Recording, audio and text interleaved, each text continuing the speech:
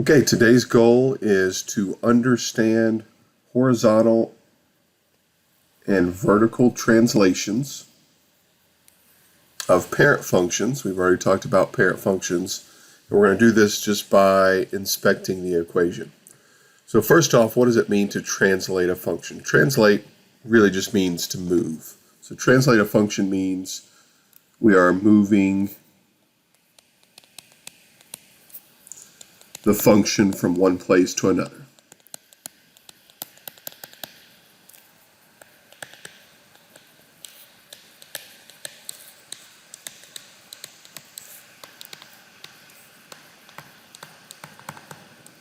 And specifically, we're going to talk about two types of translations. We're going to talk about vertical translations, and we're also going to talk about horizontal.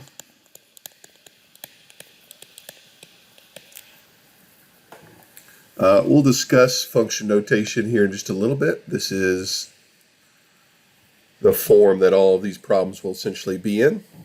F could be any letter, and then H and K will be the variables that are replaced with numbers in these examples.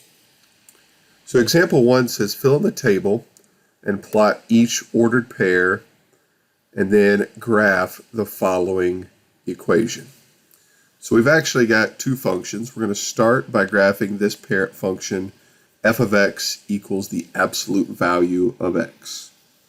So this is pretty simple because we're just taking the absolute value of -6, and where absolute value means distance from 0 on the number line. So I don't think we need to show all the work. And then we're going to go ahead and graph these points. Usually 5 to 7 points is plenty when you're graphing, especially just the parent. So I've graphed 7 points there. I didn't graph them all. And I'm not actually going to connect the dots just yet. That's because we're going to graph two functions on this same coordinate plane. I don't want it to get confusing. So next we're going to graph the g function. And it is defined as the absolute value of x, and then we're adding 3 to that number. So essentially what we're doing is we're taking the absolute value of -6, which we already said is +6, and then we're adding 3 to it. So all we're doing is taking the absolute value of all of these numbers and then adding the 3 that's on the outside of the absolute value symbol. So you can see there's our new points. So now we're going to go ahead and graph 5 to 7 of these points.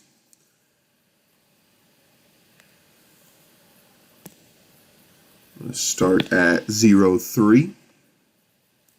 So again, we're looking at, this is the x coordinate, and this last number is the y coordinate.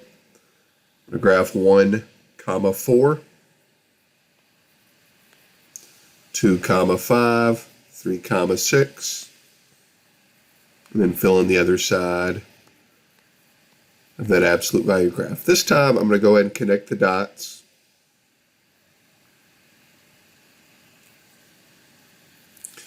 So the function in red, the g function, this is the translated function. And it's pretty obvious once we have both functions on the same grid what's happening here. Question 2 says, how did the equation of g shift the parent function of f? Well, again, pretty obvious that we have just shifted up 3. So we've shifted all the points of f of x up 3. Now, it says explain in two different ways. So the other way, and this is going to be the more common way you see the algebraic notation here, is since the g function is just the f function shifted up, we can define the g function as the f function and then plus 3. Because after all, that's all we did. All we did was add 3 to that middle column. And this you need to be pretty familiar with going forward and understand where that's coming from. Finally, it says write a rule for vertical translations of the parent function of an absolute value equation. So here we just got to think logically. Obviously, a +3 on the outside shifted the graph up 3. Well, think if that was a -3 on the outside, where would that shift the graph? And it would obviously shift it down 3 because now it's subtracting 3 from all of the y coordinates. So we go back to the original function notation that I mentioned. That's what function notation looks like. But in this first example, only thing we're focusing on is the k. And what we can say is if k is greater than 0, then we shift up.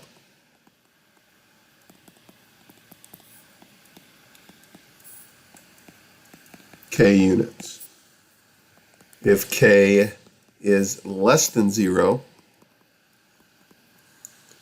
then we shift down k units. K is equal to 0, then there's no vertical shift whatsoever.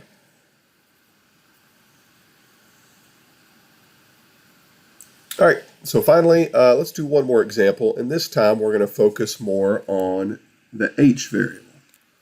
Against the h variable because that number is on the inside of the operating mathematical operator. So first, let's graph the parent function f of x equals the square root of x. You'll notice we're going to ignore the negative values for the parent function for the time being. Except I don't want to mark them out completely, actually. You'll see why here in a second if you don't already see it. But it doesn't exist because you can't take the square root of negative numbers, but you can take the square root of 0. You can take the square root of 1. 4 is a perfect square. 9 is a perfect square. The rest of those numbers are just going to be decimals, and we're just going to avoid graphing those decimals. So there's our parent function. You should be familiar with that. And now we're going to graph the translated function, the g function.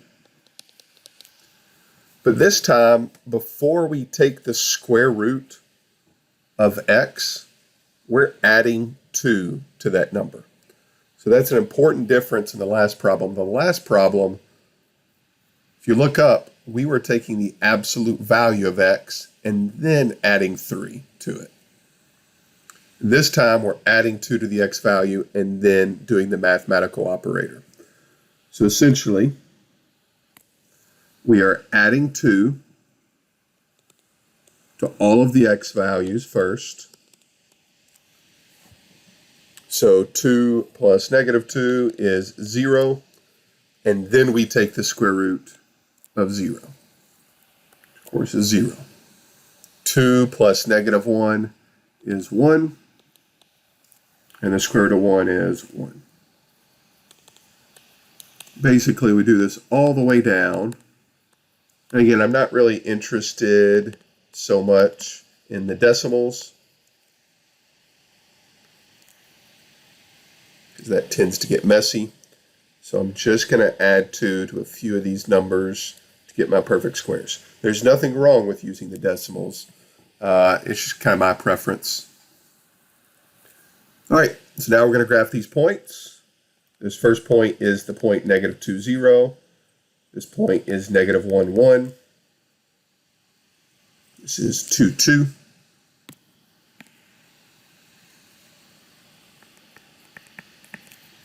And 7, 3.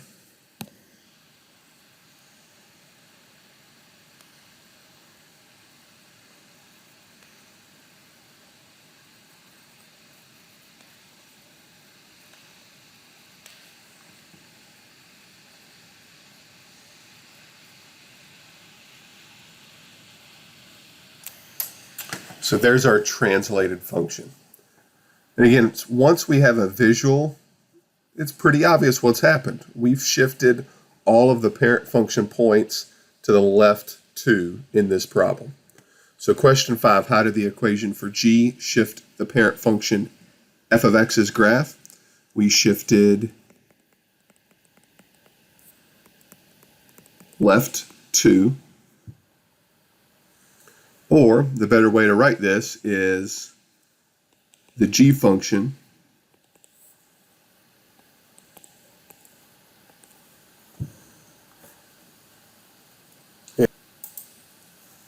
but we added 2 to all of the x values before we did anything else.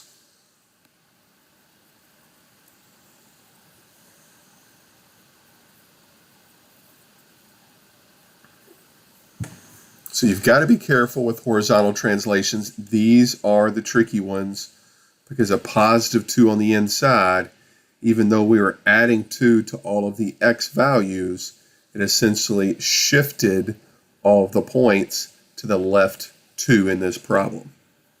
So when we write a rule for horizontal translations, we're going to go back to our original function notation. This time we're just concentrating on the h value. If h is greater than 0, which it was in this problem, then we shift left h units. If h is less than 0, then we shift right